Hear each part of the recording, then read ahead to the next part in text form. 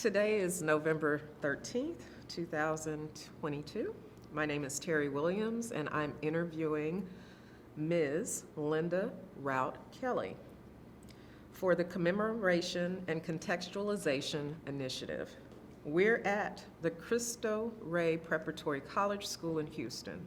Thank you, Ms. Kelley, for agreeing to this interview. This interview is being recorded, and the unedited copy will be housed at the Briscoe Center for Academy. That is, that if there is anything you do not wish to discuss, I will honor your wishes. If there are topics you wish to discuss and I haven't asked about it, please do bring it up. Lastly, if we need to take a break to get a drink of water or go to the restroom, just let me know. All right, let's start by talking about your life before UT. Tell me about growing up in Hitchcock. Can you tell me a little about your childhood and family? Okay. I was raised in it was a small community, about 5,000 people. My grandmother owned a tract of land, so she gave my mother and father the land to build our house, our homestead that we grew up in, and I moved in there about 5 years old. I go with that.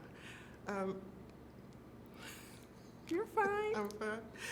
So school, we walked to school most of the time.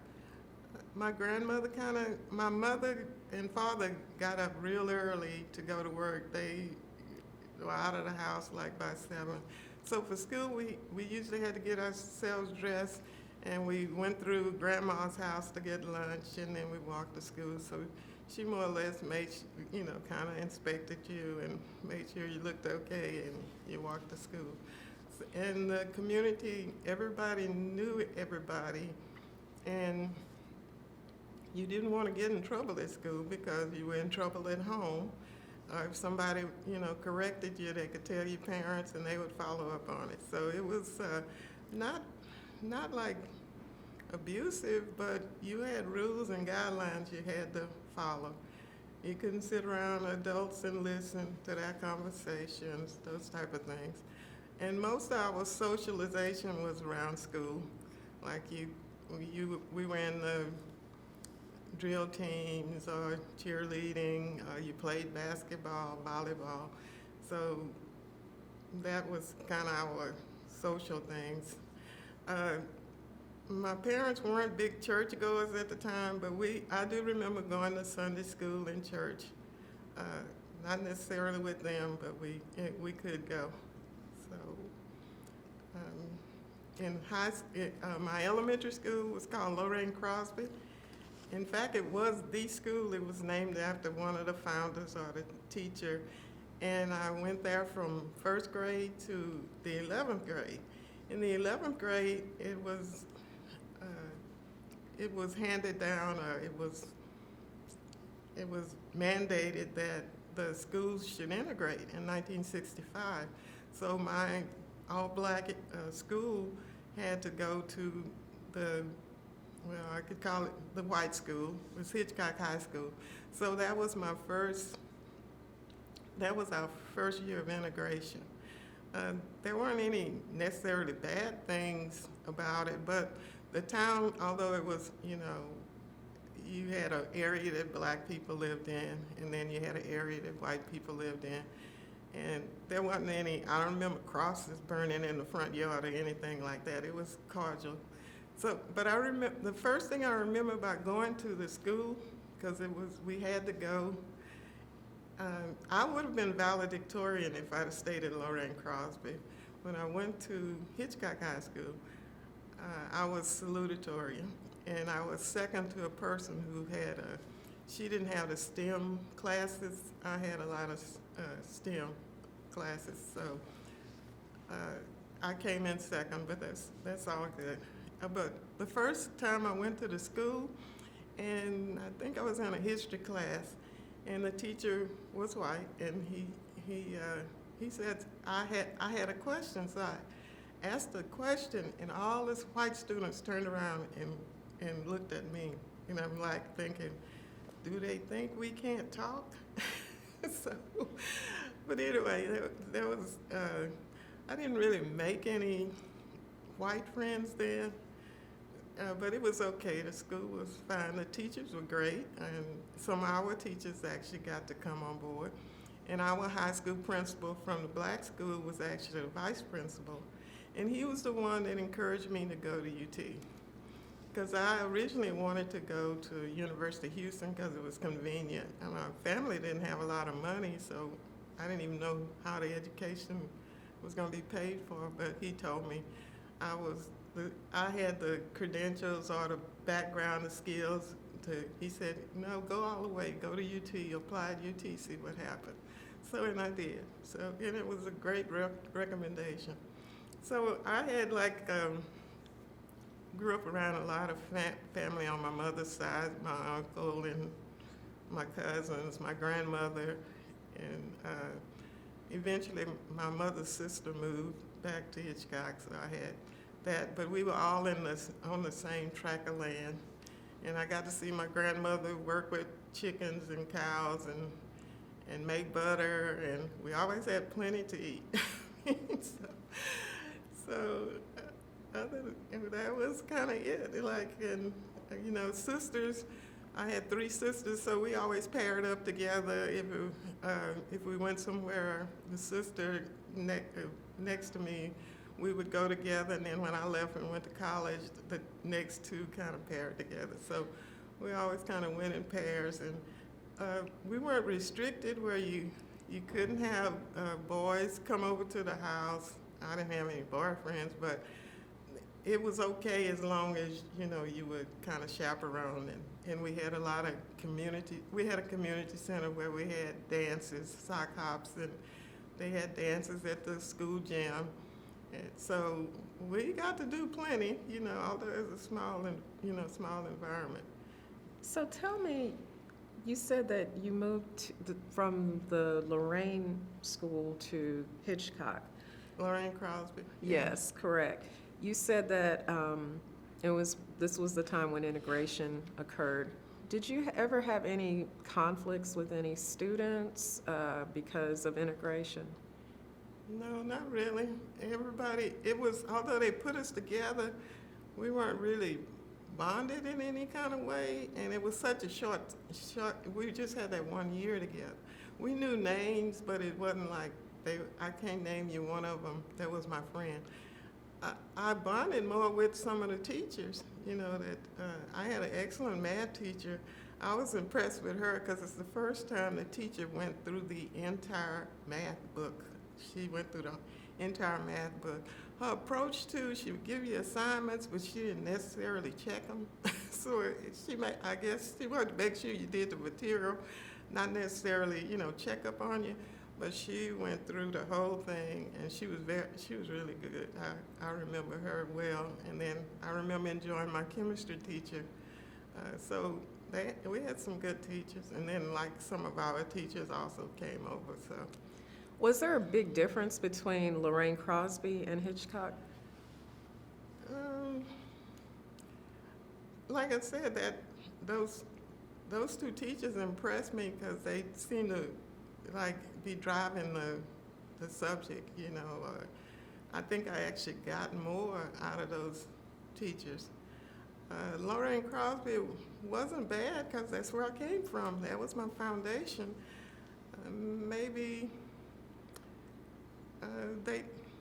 I don't think they were necessarily less than, but I don't think they pushed the material. And then you're dealing with I might have an interest, the class may not have an interest, you're dealing with my classes were usually 20, 25 pages. Did you notice any difference in funding? Because when you were at Lorraine Crosby, it was during segregation, and then you integrated to Hitchcock. Were there differences in books or resources that you all had at Hitchcock? No, the schools were, actually, they had built a new school building. We had the same identical school building. I don't know if theirs was a little bit bigger, but um, it may be a slightly bigger because there were more students there. Uh, the things that, contrasting it, if you don't know, you don't know. Contrasting it to UT, when I got to UT, I realized some of the things that were missing in high school, like language. So I had the studies, the BA requirements was you had to have a language.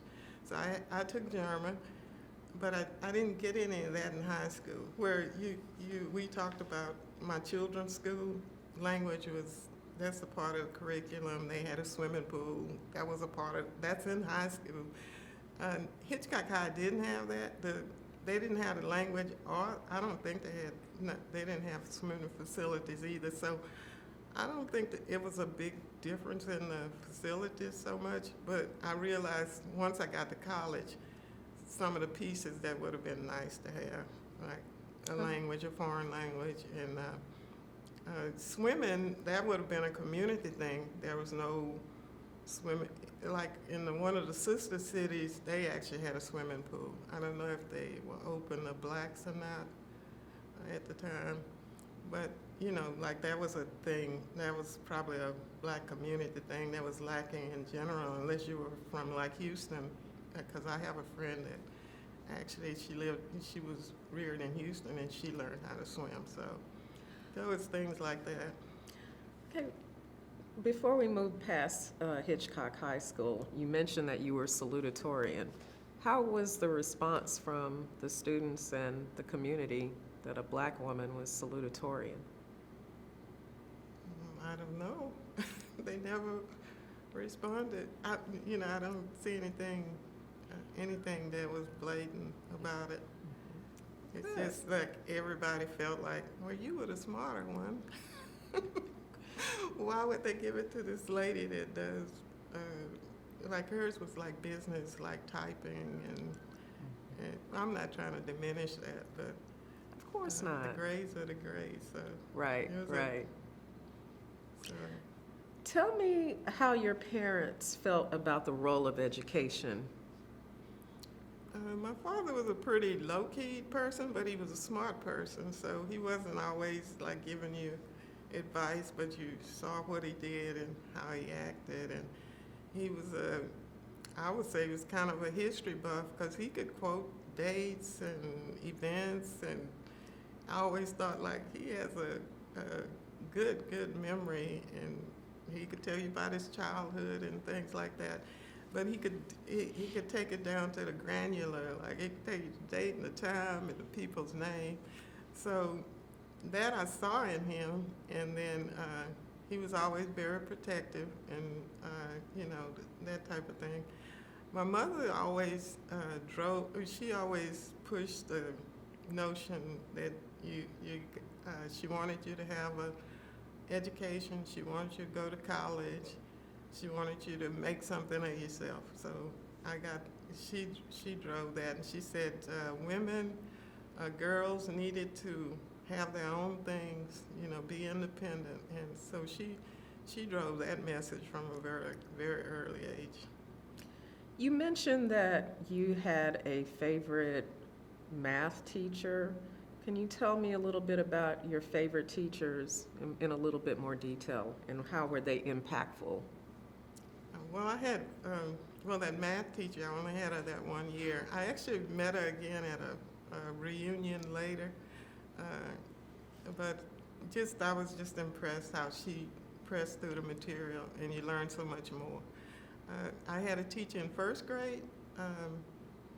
She was my first grade teacher, and she was also my high school home economics teacher. So I had her twice. And we were actually, I don't know if I could call her a friend, but she and my mother actually went to school together. And she taught me how to sew. So at the time you couldn't do buttonholes we had like a plain machine. And so if I needed a buttonhole, I could go to her house and use her machine. So she's still living today. I saw her at a reunion. But She was one of my favorites. And then my science and math teachers at Lorraine Crosby, they were both good teachers. And I had an English teacher who was really good. So,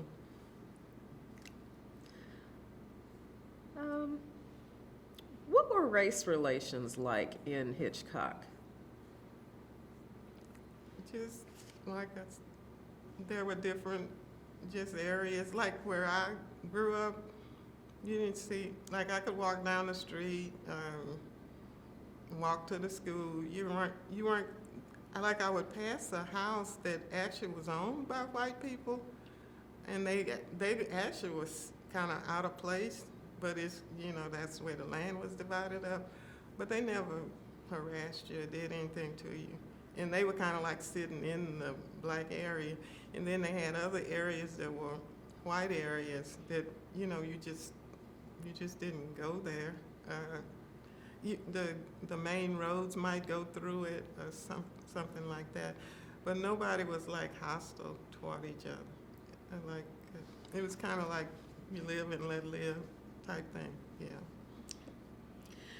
Do you recall knowing about the Heman Sweet versus Painter case? And did your community participate in that case? Which one was that? The Heman Sweat, that's the case where the 1950? black, yes, the black, the first law school student at UT. Yeah, I looked that up, but I didn't, at the time I wasn't aware of it. What I was aware of was the dogs and the water hoses, because you saw it on TV, or the integration of the counters, how you say, Woolworths or something in Houston. Right. You were aware of it because it was on television. So there was one, it wasn't like negative, but there was a grocery store and then there was a pharmacy. You could go in the pharmacy and get ice cream or milkshake or whatever, but you couldn't sit at the counter. I didn't question it, but we still went there and bought things, but you stood at the front of the store, and if you wanted, ice cream or whatever, they would give it to you. But that's the only case where it's like it was just understood that you didn't sit down. You could order what you wanted, and nobody really ever said anything So negative you to could order the ice cream, but you'd have to take it and leave. Yeah, you took it with you. You couldn't sit in the Yeah. establishment. And it was understood. Yeah, you didn't sit down, and they knew the guy that owned the pharmacy and things like that. So How did that make you feel? at the time, it's like you don't know any different, The thing later, reflecting back on it, is like, why did we go in there? Like, why was it so important to have that ice cream? To me, it'd have been better not to spend your money there. So that was like after you learn more about what's going on, but you just kind of accepted things. But that was the only place where I knew it was overt what was going on, like in that little place. Like grocery stores, you went in and out, bought groceries, and everybody kind of knew each other. There was no segregation about that, but there weren't many places to eat there either. That was probably one place. If there was a restaurant, everything was geared toward cooking and eating at home, so you didn't miss that because it just wasn't the way things were done. In the church, you said that you and your family would sometimes go to church. Did the ministers talk about segregation in the churches at all? No, it's mainly just the music. You enjoyed the music and the sermons, and to me, the odd thing about church is when people would get happy and shout, and I always wondered like, what's going on with that? And I'd ask my mother about it. She said, well, they just feel in the spirit of the Lord, that type of thing. So anyway. Were there any other civil rights cases in the news when you were growing up? Well, the case that integrated, wasn't that Brown versus the Board of Education. I don't remember knowing a lot about it, but I knew that that was the push to integrate the schools, and then that was, what, 1954? So correct. it wasn't like the topic of the day. It took years for that to push down and actually, be active, so. But like in the 60s, like I said, it was a regular television thing when people were trying to integrate the restaurants. And I remember taking a bus trip to visit my aunt in San Antonio, and that was strange too, because it's my sister and I. And it stopped at all these little small towns, and then one town, wherever we stopped, they would direct the blacks to go to the side to order food, and you couldn't go inside that cafe. I just didn't eat. It's like, no, I'm not going to the back because I don't know if the food in the back is different or they doing something to it. And then I remember seeing white-only water fountains. So, so there were things there, but I guess that town was kind of like a little cocoon or something. Like the things were there, but it wasn't in your immediate space. So, and like I said, you saw TV. TV was, the dogs, the water hoses, beating up the people, black people, and so you saw you were exposed to that type of thing. What did your parents say about that when you see the footage of black people being beaten and the hoses and so forth? What were they saying in the home when y'all would see this on TV? They didn't talk about it. They didn't talk about it. You knew in their life, like my mother never really talked about things that happened. My dad talked about things. He worked construction and he was a laborer. He talked about things like if you bought a new car, you better not drive that car to your job site because you weren't going to have a job the next day. So those type of things happened to them. So they had certain things that they just didn't do because it might affect your livelihood. The other thing that was blatant to me was the only jobs available to black people at the time, or the most upper crust job, was a school teacher. That was like the highest job you usually saw. School teacher. Everything else was laborers, maids. Let's see. Well, of course, I had my teachers and principal, but that was kind of the highest thing. There was one black doctor, and he didn't live in Hitchcock, but he was like a known doctor. He was the only one in those times. And I think he lived. Annette probably knew him. I forgot his name because he was from Lamar, Texas City area. So it was limited to what you could be. Seems like. You mentioned that your dad said that you didn't drive a car to a new car. Like you could buy, cars were cheaper back then. I mean, what you could buy a new car for like $5,000 or $6,000. You couldn't drive that to where he couldn't drive that to where he worked. Like they would have to go in, a truck or whatever, something secondhand. You couldn't look like you had a lot of, had extra money, because then the white people or whoever you're working with, they actually controlled it. They hired and fired people. And he used to he would make comments like that, but not specific to what was going on TV. So going to the job in a new car would cause them to feel jealous? Is that what, or? Yeah, it could be a jealousy thing. Yeah, but it could also, probably was jealousy, but you could lose your job doing that. Because it's like they didn't want you to get ahead of them or have more than them or even equal to them.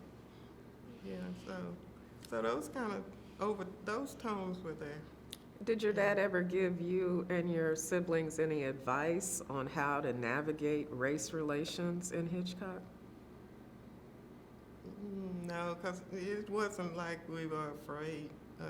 We could go to school, you could go to the store, you could go places. You just didn't go in white places. So besides the car, that there was one rule that you don't drive a new car to your Yeah. job. Were there any other type of unspoken rules? You knew you couldn't be the foreman. You couldn't have the hire fire type job. So it was those kind of things. And they networked kind of. Well, he was in a labor union also. So that was it. You see now that they kind of try to shut that down, but that actually helped them with the wages, and then I think the benefits too. And then he could go to, they call it the hall, and that's how they would get the lead on jobs. Because his work was like when it's a project you start and you finish. You build a school or you work in a high rise or whatever, but when the work is done, you have to do another job. And then some of it's dependent on weather, because if the weather's bad, you might be out of work a few days, get sent home. So You said your father spoke Spanish. Did he teach himself Spanish? I don't know how he learned it, but he could speak it. And, he worked with Hispanic workers too. One of his friends was Hispanic. He would come by the house. I have no idea how he picked up that language. Maybe from working with them. And how were relations between Hispanics and whites in Hitchcock? Well, there was a section,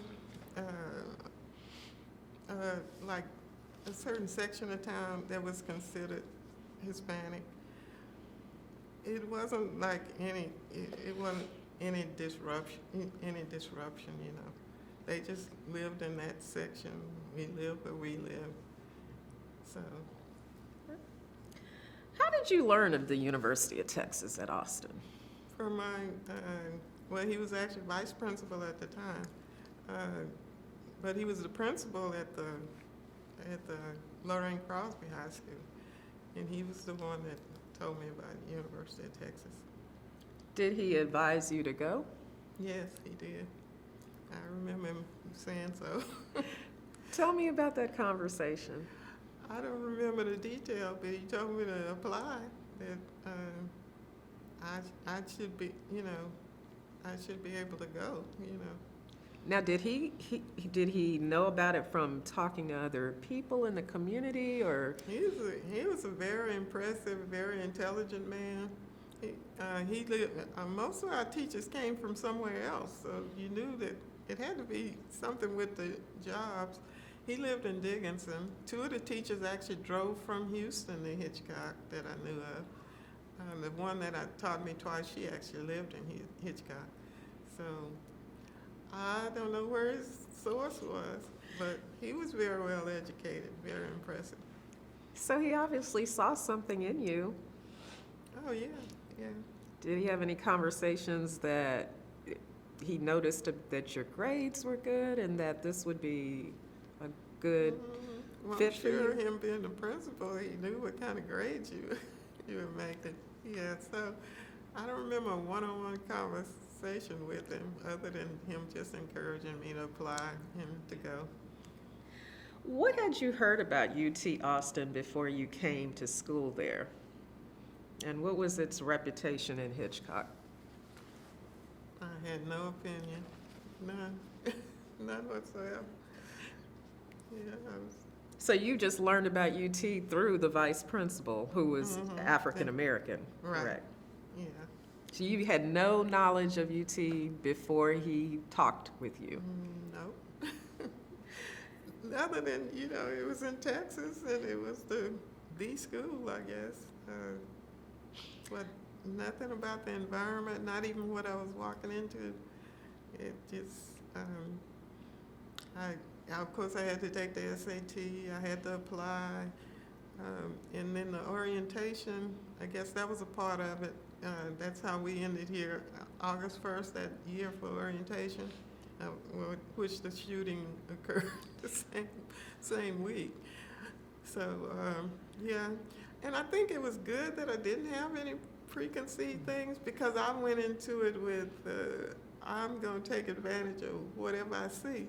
Uh, So the first year, oh, I can talk about UT? Yeah, yeah, go ahead. It's, it's like my freshman year was like, I wanted to do everything. I went to the football games, I went to basketball games, I went to the student union, of course, uh, but there were, all of this was kind of open at the time. You didn't necessarily mingle with the white students because they kind of, same thing, they had a little cocoon there with the co-ops. So that's was kind of my foundation. And like I said, you network with people that knew about had an instructor. So it was just kind of open feel. Contrasted to my later years, it's like football wasn't so important because there were no black players. Well, one. So it's like once you saw what was there, it's kind of like you just kind of, chose other things to do or something that was more to your liking or your culture. How did your family feel about you going to UT? They didn't express any discouragement. It was education, so they didn't express any negative. Were they excited? Yeah. I remember us driving up together. I'm sure that was about a three-hour drive from Hitchcock? About 3 or 4? Yeah, we went. Was it? I should know it by heart, but you end up on I-10, and you could take an exit. Is it 61? We used to go that way. Yeah, it's awesome. How did your community and your friends feel about you going to UT? Did they ever talk about that? I guess they were happy that I got to go. Because I know you mentioned your cousin, you're very close. Did he say anything about to you when you got accepted? No, you just went. It wasn't. So what were your first impressions when you arrived on campus? How big it was, because it was like its own little city. So it was kind of big, so just trying to navigate it, see what you need, and keep track of everything.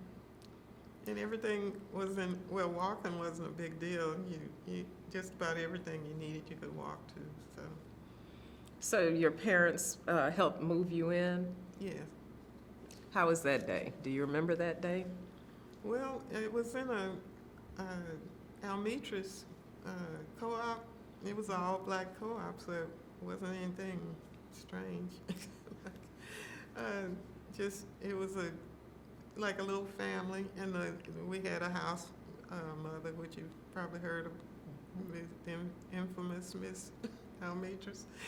So, and she was good to be there, So. What were your expectations before you arrived on campus? I wanted to get that degree and get it as fast as possible because of the economic of it. My family couldn't pay for my education, and I wanted to make it as efficient as possible to get in, get my degree, and to work, to get a profession that I could work in.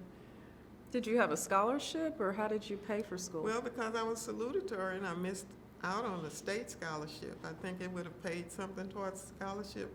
So what I actually ended up using was the National Student Loan Defense Fund and grants. So initially when I got there, they'd give you half grant and half loan, which, when you registered, they would take out I can't remember the exact amount of tuition, but it's no thousands of dollars. And then whatever you got was awarded for the whole year, so half went to one semester, half went to the other. So those first 2 years were kind of paid like that. When you got into your junior year, they decreased some of the money. So I ended up like working part-time in the library because they knew you were not going to give up on that degree after 2 years, so they could kind of play with it a little bit. So you said that your expectations were to, try to get out of school as expeditiously as possible. How did your expectations of UT compare to what actually was once you started going?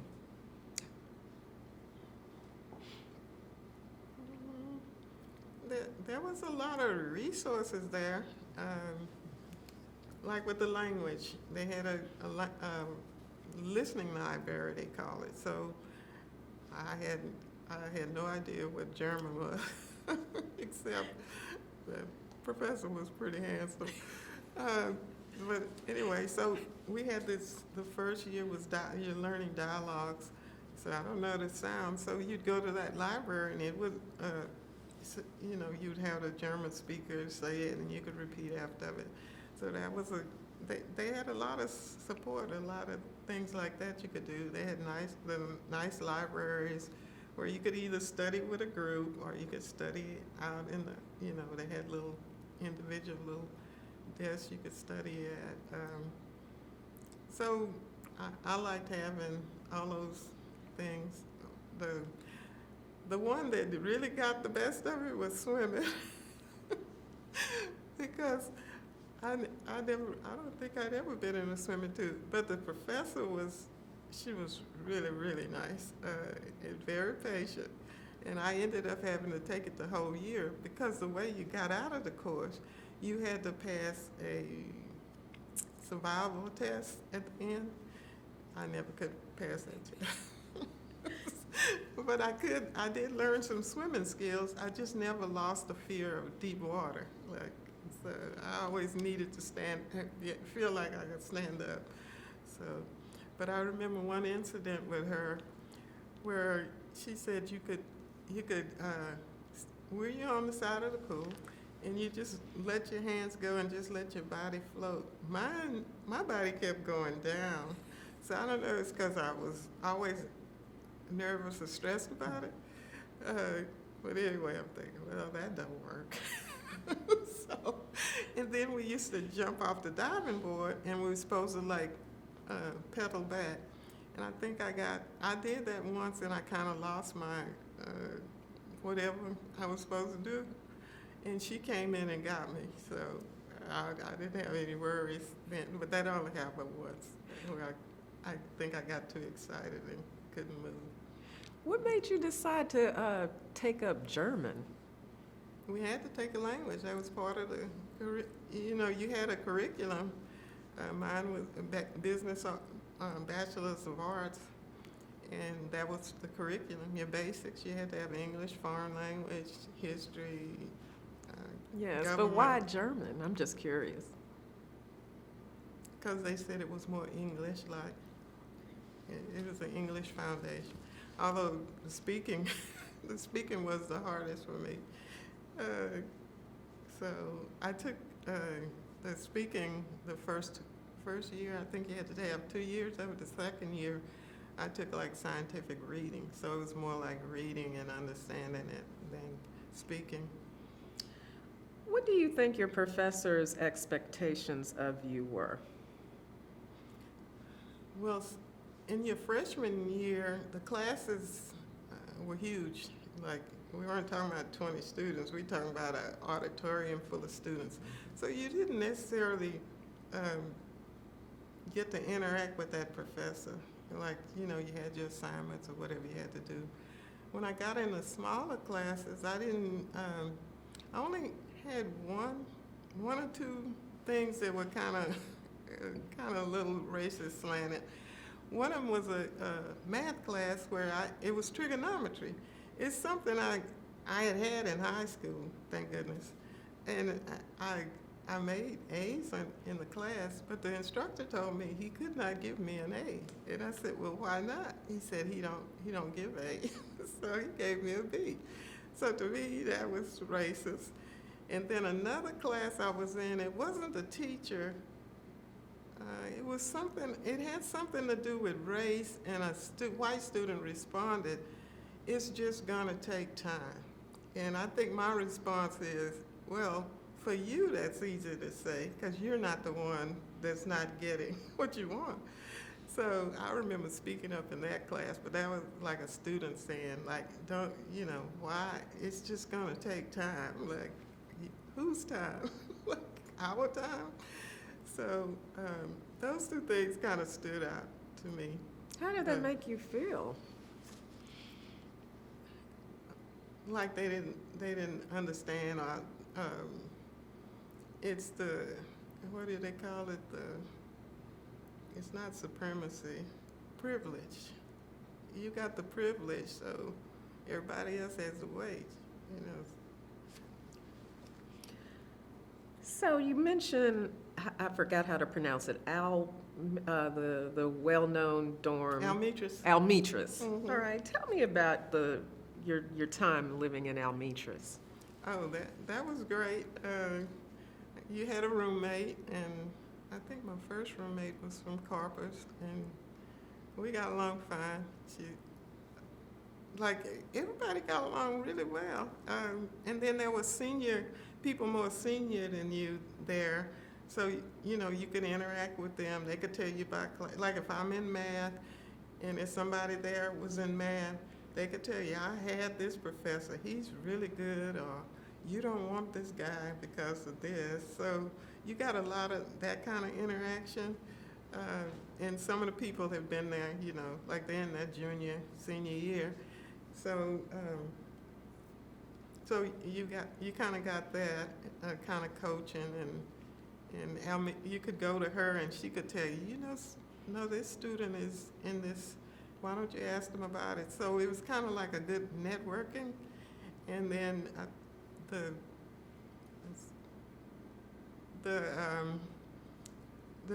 afterwards, so day to day, you got up, you walked to class or went to class, you come back, you'd have dinner, and then usually around 6 or 7, you'd go to the library and study till about 10 or whatever, and then you come. On Friday nights, it's like no studying. We used to play, sometimes they played cards sometime every day, bid whist. I didn't, but on Fridays you might do it. In the week, like Saturdays. Friday evenings and Saturday were kind of like open, kind of where you socialize or, went to a party, movies or whatever. That was fun, because it was a fun time for me. And I took it serious. Like the study time was a study time, and then on Sundays you usually went to the library and studied. So. And you said your roommate was from Corpus? Mm-hmm. Yeah. Tell me about how you all interacted with the house mother. She was there, and like if you needed to talk to her one-on-one, or you had some issue with something, you could go talk to her, because she was there. But it's like you're adults. Like she wasn't overshadowing you or checking in to see if you went to class. I mean, if you didn't, you didn't. But she was more like somebody you could consult with or interface with, or she may have had her pulse on what was going on in the university, that type of thing. So, and she could, direct you to different people or resources. Did you ever have a time where you consulted with her? Oh, yes, I did. I don't remember it being anything serious. Plus, the concept of the co-op was, it was a more low-cost housing, not necessarily meaning it's worse than anywhere else. The first ones were these big you've seen the houses in Galveston, I don't know what era, they were 2-story houses, and most of them were bedrooms, and they had open area. But the work was done by the residents. Like, you would get assigned a task for the week, if it was cleaning the bathrooms, that was your task. Some people like to cook, or you got to cook the meal or prepare the meal. I think like breakfast and lunch, you were kind of on your own, but somebody prepared the evening meal. Somebody took care of the dishes, and so they had it all lined up like that. So, and you paid your fee, but you also had to do, work. And it wasn't like really bad things. Like I said, if you like to cook, that wasn't like a chore to you. So that was nice, and you interacted with people. Like one of the ladies in the housing, that's the first I didn't know about 7-Day Adventists, and the funny thing about her, she always read the things that people do now. She was doing back then. She would read the labels on anything we ate because she didn't eat pork. So you interact and you learn different things about people, which I didn't know about that. She was never overweight either. That's what I remember. So. Did you have any particular roles that you were responsible for in the house? And they always had a lead person that assigned the workout. So, no, I didn't. I just did whatever they assigned me to. But you could ask for certain things. Like if you wanted to clean and you didn't want to be in the kitchen, you could ask for those type jobs. But they would have a schedule for the week, and that's what you had to do. And I don't know what the consequence was if you didn't do your work, because everybody did their share. Or you could switch. You could, like, if somebody said they needed to switch, they could switch something with you. Yeah. So were you at Almetris your entire time at UT? No, my first year. First year. Where were you after that? I went next door to Whitest, they call it, and it was mixed. Like Almetris was all black, and Whitest was a mixture. Probably 60% black, but still a mixture of black and white students. How did you all get along? Good. You had a roommate, so that's kind of who you kind of interacted with. And Annette was in the house. There was another, her name is Dr. Evans. Charlene was in the house.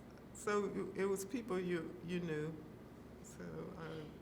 And was your roommate black or white? My first roommate was white. In fact, I saw her in the yearbook. I didn't realize her name was Ruth Ann, but we called her Ann. I remember coming in that year, and I knew I was going to Whitest.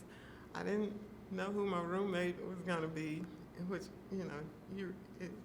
everybody got along, but nobody said that my roommate was going to be white, and it wasn't a big deal to me, but they thought they were, and she was from Alabama. I think that was the key. Nobody wanted to be with the girl from Alabama, thinking it's going to automatically be tension. So when I got there, I met her parents, I met her, and we roomed together. And she was okay. There was no negative. She didn't even have a southern drawl. So the joke was kind of on the house, because they were thinking that I was stepping into something, when she was actually a very nice person. And she only stayed. I think she only stayed either one semester or 1 year. And it wasn't like anybody ran out of the house. I think she just wanted more independence. And like a lot of students, like most campuses now is apartments, and you go into the campus. There, most students lived on campus, but you could find housing off campus, and I think she wanted something kind of more independent. So you all got along okay? Yeah, we got along fine. No Confederate flags flying in the room? No, she was really a nice person.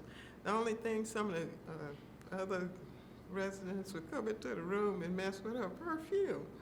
And so, but she told me, she said, Linda, anything I have, if you need it, it's fine. But she found out that they were using her perfume, and she thought I was letting them. She said, I don't mind you using it. She said, but them coming in and using it, that's wrong, you know. And I said, yeah, you're right. And I'll tell them, you know, that they can't come in and do that.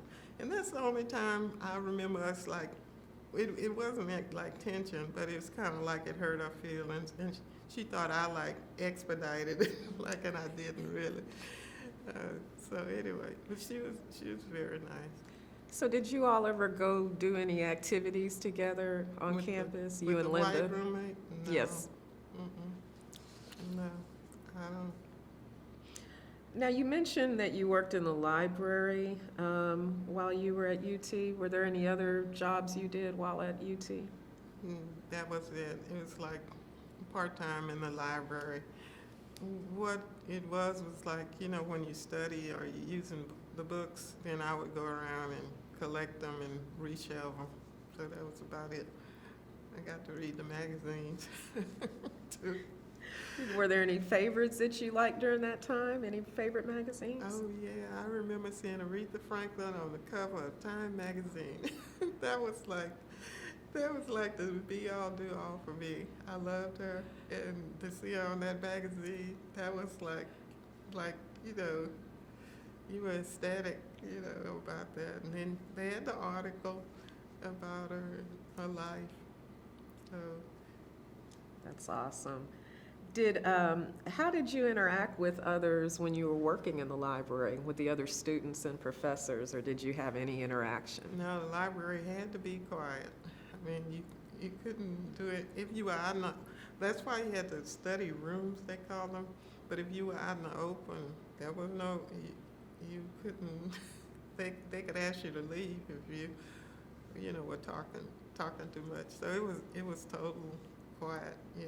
So the interaction would be like if you be with a group. Sometimes that was good if you had the same course or wanted to share notes or something. But most of the time you end up talking, so you kind of take it away from your study time. And finals were intense. That was intense time. When you had a final, you studied. I mean, if you would study at the library, you might be up half the night at home studying, but people studied. You know, you wanted to make a good grade. So where were your last 2 years? Where did you live in your last 2 years at UT? It was still co-op housing, but they had built some more modern ones. They weren't the houses. And I think it was across from one of the dormitories, so I lived in those. It might have still been called Whitest, but they were kind of upgrade, like more like, not necessarily apartments, because you had like a living space with the TV, and then you had the kitchen, and then the rest was bedrooms, upstairs and downstairs. So, Tell me about your class. Tell me about how your classroom interactions were each day at UT. the only, most, like I said, the big lectures, you know, if you knew somebody in there, you might sit with them. If you knew somebody, sometimes you might want to share notes. But it was so big, even the people I knew usually you weren't going to be in the same classes. The smaller classes, the German class was still like about 30 people, but it was small enough where you would see people. I didn't really know them, and then the thing about it, you couldn't speak English at all in the class. You had to speak auf der Deutsch. So that was kind of, I was self-conscious and whatever. So that was kind of an adjustment, and you tended not to want to speak. But it was up to him. He was trying to draw you out and make you speak. So I remember that. I didn't really remember any students per se. And let's see, the math classes, even at that, you didn't necessarily notice students, but they were smaller classes when I got into my major. Your lifeline was the professor and the office hours, because if you had something you wanted further help or whatever, you could go visit. They had open office hours. You could go visit, ask questions, have them explain something. I usually didn't need that, but I had one summer class. I think it was probability and statistics, and the professor he was great, but I missed something. So I said, I scheduled a time and went and sit with him. And he did. He went through the whole thing, and it was fine, and I did okay in the course. So, like I said, the resources were there. You just had to take advantage of them. All right, let's talk about your friends at UT and your experiences there. Friends, Annette was a close friend. My first roommate, we, like you either did things on campus on the weekends. The first year you tried to go home as much, the breaks. But I had I had an aunt in San Antonio, so that first roommate we went to San Antonio and spent the weekend with my aunt, and then a couple of people, I think in the junior, senior year, got married. I remember going to a couple of weddings and that type of thing. But we did things like the fraternities and sororities had functions, so you could go to those parties, and there was a place, and that could probably tell you more detail. There was a place on the drag, that's Guadalupe, and it was like a bar, steakhouse, and we would go there on Sundays mainly because that's when you couldn't get any the food, like you usually ordered something for Sunday afternoon. So we would go there, and the cook liked us. So he would send us complimentary food. So we used to go there on Sundays quite a bit. So when you all would go out, could you all go to white establishments, or was it I don't off remember if that limits? And that said that one wasn't. We didn't go. You didn't have a lot of money. Well, I didn't have a lot of money to go out. Now I remember going like to 6th Street, like to like they had a dance, like a bar or a dance. I remember going there sometimes. I actually went to a step show at Hudson-Tillotson. So it was different things going on. We used to go to the park sometimes if somebody had a car. Some of the guys had cars, so we could hitch rides to different places. So the fraternity and sorority parties, were those mostly the black fraternity? Those were black ones, yeah. Alpha and AKA had functions.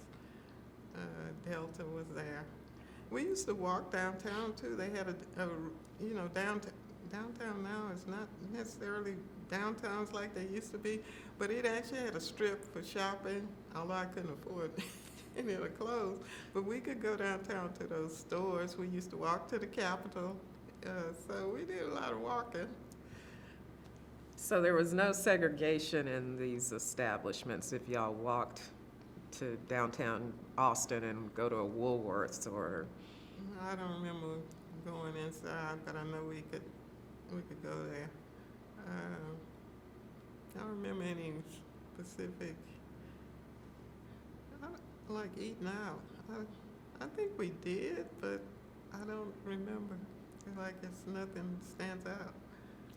All right, well, tell me about that day, 1966, when the shooter was on campus. Well, we were all there for summer orientation. That was your introduction to the university, and I think you could take placement tests. And they said we had to pay for the test, but I don't remember that. So we were in this big auditorium, they call it Batts Auditorium, and we had to get up, we had to be there for 8 o'clock, so that we were in Kinsolving dormitory. That's where they housed all the students. And so we walked from there to this auditorium, which was, you had to pass the tower, and it was like a walkway down from the tower, and the auditoriums kind of sit there. And that's what, they had classes there, but we were actually in there testing. And when we finished, I think it was like before lunch, and we were all the students were clogged up at the door, and we were wondering why we can't go out. And they just kind of held us there, and then we could walk back, and I think there was a television. Everybody's kind of glued around the television, and that's when we realized that there had been this shooting. So all that happened, I guess, after we got inside and tested, and then when it was time for us to go, that's when we realized, when we were made aware of that had happened. So we had to stay in there till they let us go out, and that's when we were walking back to the dormitory. You could see the bodies. They had covered them up with something, sheets, and you could tell that they were deceased because, you know, it was just laying there, and you could see the blood coming through the sheets. So for that was pretty intense, and like something you didn't expect. So when we got back to the dormitory, it's kind of still a frenzy because nobody could call. Nobody could call in, nobody could call out because all the lines were kind of jammed, I guess, with people trying to call, and we didn't have cell phones. So I think it was like later in the evening, I finally got to talk to my family, and of course they were worried. Maybe even the news told them that, you know, we were okay, but that I remember being really kind of the shock of knowing that happened, and then the family trying to get in touch with you, or you trying to get out to them. And so it was a horrible, like, mind-numbing thing. What were your parents saying on the phone when they finally were able to reach you? Just that they couldn't call, and just relieved to know that I was okay. Yeah, and so even like that, one of my cousins, he was saying, that would have been my aunt, my mother's sister. He was saying how upset he's recently mentioned that how upset she was that, you know, I could have been lost, you know, and I said, I didn't realize that, he said, oh yeah, she was really like out of her mind. She was stressed that something had happened to you. So and that was kind of like my first time being away from home. Can that happen? So we. How did you all get through that in the next couple of days? I don't remember. I remember that. I remember like trying to get through those doors and couldn't. And I remember like getting back to the dormitory and, the walk. You had to walk and see.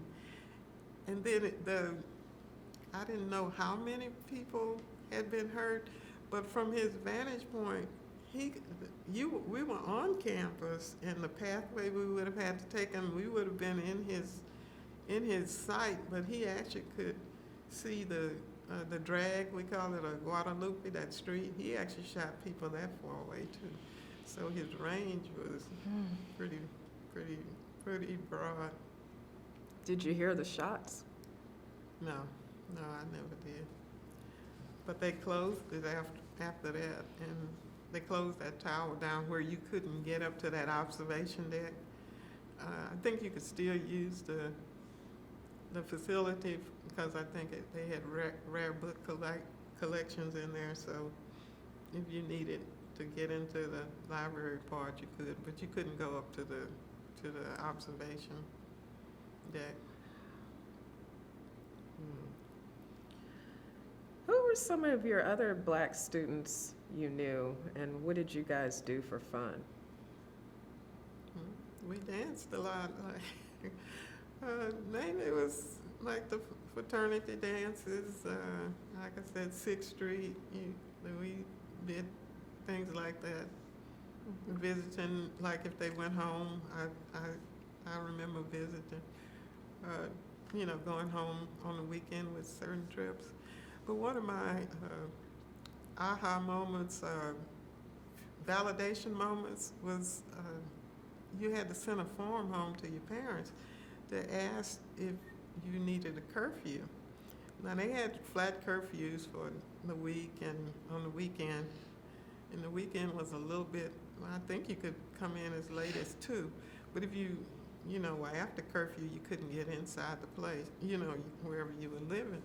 So I remember sending that home. I don't know if it was my sophomore year, but my mother said, she said it was up to my discretion if I wanted to. Like, she didn't say that I had to, it's almost like she's saying, I don't want her to go out after this time. And she signed the form, it was up to my discretion. It is like, oh, so she thinks I'm an adult. So it made you feel more responsible, because it's like, it's up to me now. Like, I was never really flighty or like breaking the rules anyway, but it's like, oh man, this is something that it's not like I didn't think she didn't care, but it's like she trusted me to take care of my own schedule or life or whatever. I guess if you could survive a shooting, she Yeah. probably felt like you were resilient. Yeah, she is. Speaking of that, did your friends talk about it afterward? Getting back to the shooting, it was just a question I thought about. Did y'all talk about what happened when y'all got back to the dorm? I don't remember. I don't remember any detail. I just remember everybody trying to reach home, like everybody's trying to call home and check in. What was your relationship with the wider Black community in Austin while you were at UT? Other than whatever was available on 6th Street, that was about it. And just seeing that area, that I think that's where most Black people live, but necessarily didn't interact with the community. Like I said, I did get to Hudson-Tillotson a few times, so, and that was students coming in from other places, just like we were. Now, when you were at Consolving, were you aware that years previous that there was a lawsuit that they were trying to integrate Consolving? No, not aware. Because you got there a little later. This was just for some orientation. That was a housing offer to you for that orientation. Yeah, so I probably couldn't afford to live there. What were the spaces that you felt most welcome at UT, and why? Well, the student union was, I remember going to a dance or two there. It was pretty open. It was probably kind of hit or miss. It wasn't a regular place. It's like I got to experience these things, but they weren't necessarily something I did, repetitively. Yeah, but Was it an integrated student union? oh yeah, I remember it. The dance I went to, it was both kinds of, everybody was there. Yeah. What was the role of church during your time at UT? I didn't go on a regular basis, but I did get exposed to other religions. Like I got to go to a Catholic church for the first time. So there were other churches I might have went to visit, but I didn't go to church on a regular basis. Do you remember any of the names of the churches? No, just that Catholic one for some reason. Mm-hmm. Yeah. What was it like going there? Did you feel a fellowship with the other parishioners? No, just seeing what their let's see, ritual was, as opposed to, I was raised Baptist, so I got to see what Catholics do, which was very ritualistic. So. Did you go with any friends from UT? I don't remember, probably, and I think the let's see this trying to think of the right thing. When I went to church, they had a folk singer in there. So Catholic even wasn't it? They had to use Latin, well, it was English, and they also had folk singers, so it wasn't the traditional thing you might have seen on TV. So they had kind of adapted, I guess, to students. So I think that's why I still remember that, because it wasn't what I expected. So was the church integrated, the Catholic Church? Yes, yes. I had a high school friend that was Catholic. It seems like the Catholic Church was always kind of integrated in its own way. So did you become Catholic as a result of all of this? No. Still Baptist roots. All right. What were the spaces that you didn't feel as included or felt excluded at UT during your time as a student? Well, excluded. I remember going to the football games. There wasn't anything negative about it. And the reason I didn't, this is freshman year, so you're just trying to soak it all in. I remember going to a game, and it was UT and SMU, and realizing there was a black player on the field. His name, I still remember his name, Jerry Levias from SMU. And then in the big context of things, he's the only black player in the Southwest Conference, the only one. And so it's like, what is going on? So it's not like the game and all of that was fun, but then after you go, because we used to walk to the stadium, it's probably not like it is now, but kind of after that, you kind of lose an interest, like, well, okay, I've been to the game, and you do the hook 'em horns, and you do the whole thing. But it's not like I felt any not to come, but it's not like it wasn't any interest there after I realized, the magnitude of it. And wondering, well, I wonder how he got accepted. But it was only one player. And no black players for the Longhorns? Oh, no, nobody on the Longhorn team. What were your challenges while attending UT? Well, they encouraged you, well, this was academic, and I saw later my kids didn't go through that, which I wish they had. They encouraged you to take 15 to 18 hours, and which was good. You were going to get out of class, but I felt for me, I could do well in 4 of those classes, but one of them I was going to get a C. It's like either lack of interest or lack of time. But you did get your degree, that way. So I felt like that was kind of a shortcoming for me. That was a challenge to try to do. How did you cope with that? How did you adjust? Oh, you just studied as well as you could. Like I was more math-oriented, science-oriented. So if I got history or something that had to do with a lot of reading, that was like, not that I couldn't read, but my interest wasn't there. So that class was gonna get, I'm gonna put something into it, but if I got a C in it, it was okay. But they did encourage you to take they call it full time. So that could be 15 to 18 hours. And then your labs that was in addition to your regular course. So with science, you always had some kind of lab. Even like with the big lecture course, you still could have a lab. Did you participate in any school organizations or activities at UT? I did pledge AKA. I didn't go through, but I did pledge.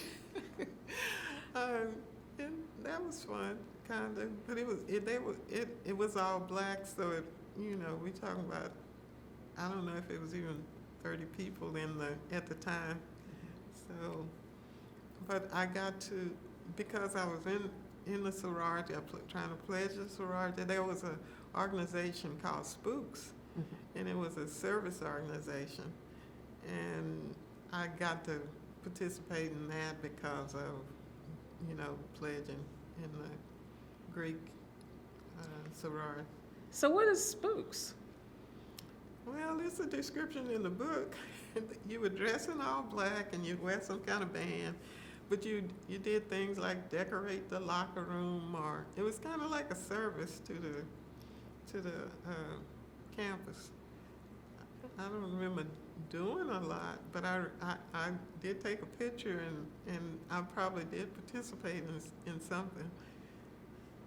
So with AKA, why did you not complete the pledge process?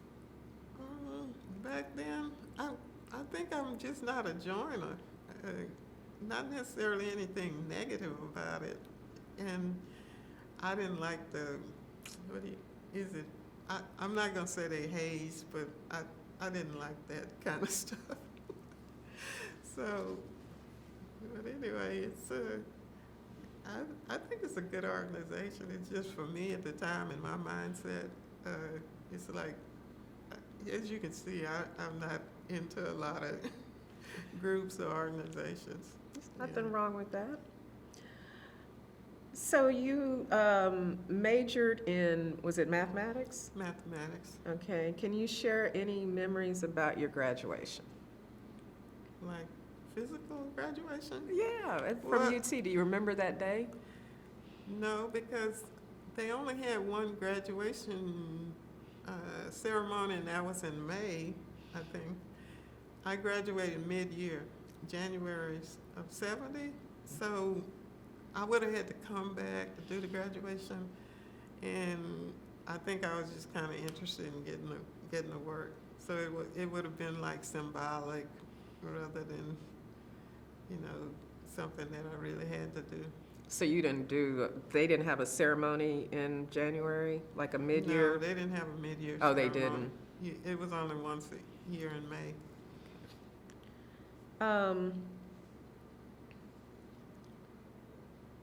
Please describe your academic and professional life after graduation. Well, I got my first job at University of Texas Medical Branch in Galveston. And what was your job there? Computer programmer. Okay. I went through a lot of firsts. I mean, I was the first black woman to be on the staff there. So I remember like a year after I was there, it wasn't, everybody was friendly, and it was a job I wanted. But I remember I'm working, and they tell me, we got a perfect replacement for you. I said, really? Who is it? What is it about it? No, she's a perfect replacement. They're telling me she's black. So when the replacement was, I was in a training program, and then I did that for a few months, and then I was gonna go actually and start programming. So the training was like you did, remember you'd get these big, gigantic general ledger reports, and they had to be deleted and bursted, and then they had to be sent to the different departments. So I didn't do the like preparing it, but after the final report was there, I was supposed to get it to the right, not physically, but distribute it, get it in the right distribution chain. And so from that, then I would progress to actually programming. And so the replacement was not like me leaving, but it was leaving that position and going into the other. And she's still my friend today. She came from North Texas. And so when she showed up, and we laugh about it now, she said, they kept telling me we were perfect, like replacements for each other. And they even thought that we looked alike, which we do a little bit, kind of staturist, but not necessarily facial. But that was funny. They thought I was, we got the perfect, because it's the second black woman in the department. But that experience was really good, because I learned a lot, and And the supervisors I had were really good. They were encouraging and they looked out for you. So, and then from there, I went to, I actually started working in Houston. That's when I went to ExxonMobil through a contractor. And what did you do at Exxon? same thing, programming. They were, it was, okay, like now you see Windows and you can flip from Windows. Back then it was mainframe, so whatever system you were in that system. Well, it was programming for those systems, like general ledger systems, HR systems, whatever.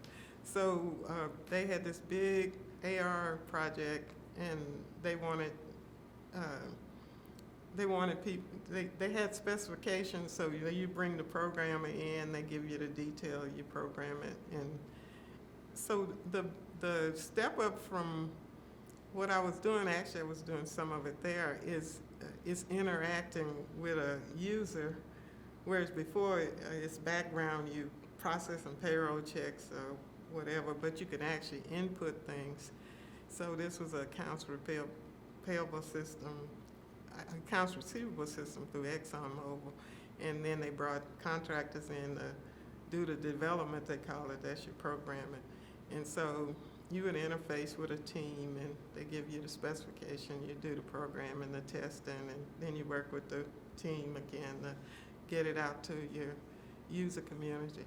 So pretty much it's like you come in, you do the job, your skills are what they need, and so that was good working for that company. So tell me about some of your most important professional accomplishments and highlights. Professional accomplishments? Mm-hmm. And just to continue information technology, like within the first 10 years, I started one way, and every 5 or 10 years it's upgrading. Like you can see where I started was this stable works. Well, first we didn't have computers in your office. You had a community room where you went in, and there were cards, the key punch cards that started there. And now you got today this nice laptop where you flip-flop around, you go in and out of systems. Well, back then it was like you were in the system. It wasn't any flipping around. There was no email, that type of thing. So you can see the progression is made in all these years, and each one of those steps is new languages, new skills. So you have to stay, keep learning, keep improving. You don't like to talk about your accomplishments. My accomplishments? So I worked on big projects like that one at Exxon. It was a successful project, and we got it in on time. It's always on time, and if it's working. So it's I enjoy what I do. So for me, that's the payment. And the other things are just extra, that means people on the outside are trying to, thank you for your accomplishments. So, well, just to stay in the industry for as long as I have, and to, be relevant. That was my goal. I wasn't much on the management track, as you can see. I worked well in a team. I never really wanted the management thing. I'm not saying it's not a good thing, but I was more of a doer, or I wanted to see the finished product, or I develop a finished product. So, tell me about the role of education in your life. It has just opened the door to my profession.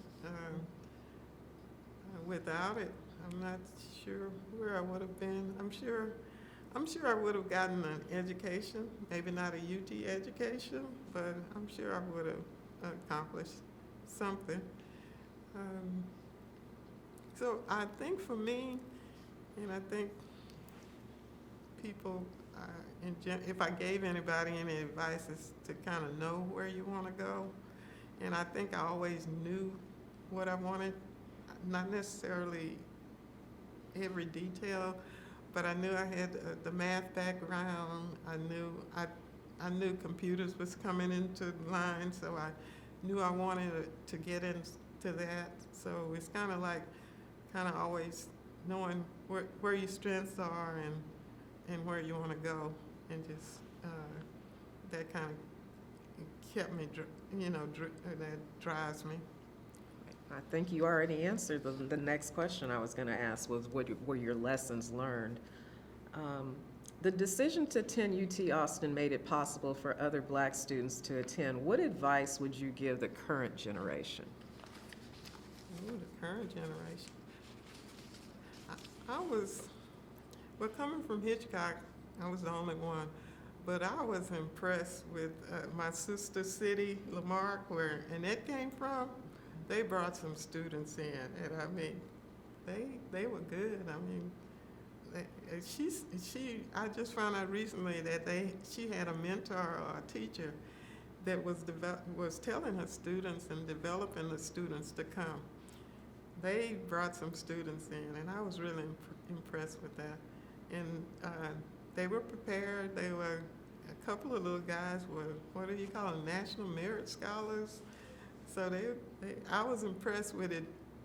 They were bigger than Hitchcock, but for that size city to put as many students out like that, to bring them into UT, I thought that was really special.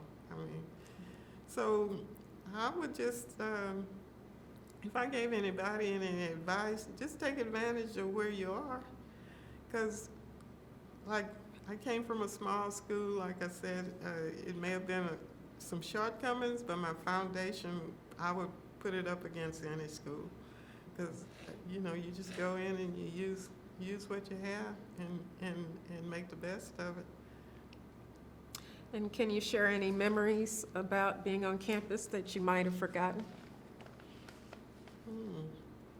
Any special memories? Well, it was all special for me. Like the environment, going from Black country to city, almost like. So it was big, it was vast, it was a lot there, and some of the classes, it was just a door that was open, and almost like an invitation to an adventure. So, but it was special, and I like one of the ladies I met said she came in '61. My first question to her was, where did she live? She did tell me, and she said it wasn't on campus. She lived at the Huston-Tillotson, the Black university that was there. So looking back and listening to her answer, I said, well, you set the table for me. Because when I got there, Al Meachers was set up, had been set up for years. It was some place you could go in and feel welcome and at home, and then that allowed you to function with the, like going to class, because like you said, I wasn't gonna make a friend in class. It wasn't that they were hostile or anything, but we were, like on different paths. But that I think that was key to my success, just having a place you could feel at home or feel comfortable. Okay. And how did coming to UT and spending time here impact you? Coming here, how did coming to UT and spending time here impact you? Coming here to do this this project. Well, it made it feel important. I can see the progress that has been made. I'm sure it's still a big monster, but in fact, it's probably even grown bigger since I was there. But this makes it feel important. It makes it feel like it's like for me, I think if I have a gripe, it's our history. Our history has never been told. The things I know, we actually had a professor from TSU come to UT and taught a Black history class.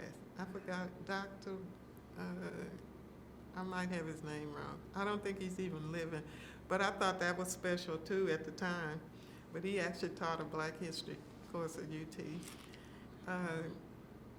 But so many things that I've learned about my history, they've been written in separate books, or either by Black authors, like I'll just name a couple of them: brown babies in World War II that were in England. You got cases like that. You got babies that were born in Vietnam, and so that's a history, and just the history here, what people in the military went through, the separate military, how they were treated, the Buffalo Soldier, which initially you think it's like Civil War soldiers, but it's every Black soldier. I didn't realize that till later, but it's all those little things, the movies you see, the NASA story about the mathematician that actually helped with the space shuttle. So for me, Hidden figures. it's like our history. Well, as I've heard it said, that's American history. Even the books is not fair on the way they acted either. It doesn't tell their story either. So who wrote all these books? Because they really don't even get close to what life was like, even like you say UT, when I was in high school, it doesn't tell the story. So tell me we're almost done. Tell me briefly about how life has been since UT. Oh, since UT, I've enjoyed my life. Probably personal relationships could have been better, but I love my children, and they wouldn't have happened unless I had those relationships. I have a grandson now. As far as my professional career, or my occupation, I enjoyed it. I think that's why I just retired, 3 years ago, and I was in my 70s, so I don't really overwork myself.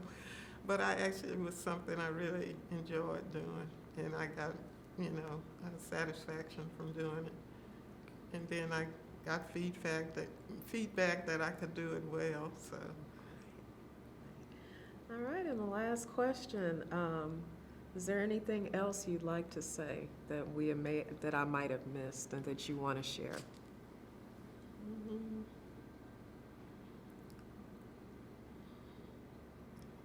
So,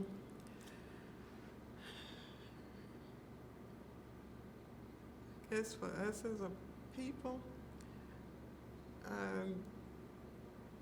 the one thing that I think still kind of bugs me is what the foundation of this country is on Black people. The money that's been passed on, is some of that came from our labor, our people. But somehow, when it comes to us, it's almost like they want to act like we're beggars, or that we didn't earn. I don't know if it's gonna come out right. Like, it's not that we didn't earn it; we were never paid for it. So that's the one thing that bugs me. Not necessarily that they have to give us some kind of reparation, but it just gripes me to no end that a lot of the things that exist today are built on the backs of Black people. So one comparison and I'm not saying I have anything against Japanese Americans, but remember when they were interned, Right. they paid them, didn't Right. they give them $20,000? So, and that's probably no payment for what they did to them. I mean, they took their homes, their property, everything. But for us, it's like everything is, like it's something we're grifting, we want welfare or whatever. Like I hear things like maybe reparation would be to give free education. something. And you hear them talk about affirmative action as if you shouldn't do it. Well, yeah, you should have done something to make it a little bit more equal. Or so, if I have a gripe or a hope, is that either you acknowledge the value that we have always provided, and it doesn't necessarily have to be a dollar for dollar payment, but at least, you know, some of the things that exist were not earned, you know. So my hope is that we would get acknowledged, we would get valued, and we would also, the bottom line is always be loved. So. Thank you so much. It was an honor to interview you, Ms. Kelley. Well, thank you. It's been an honor to be here.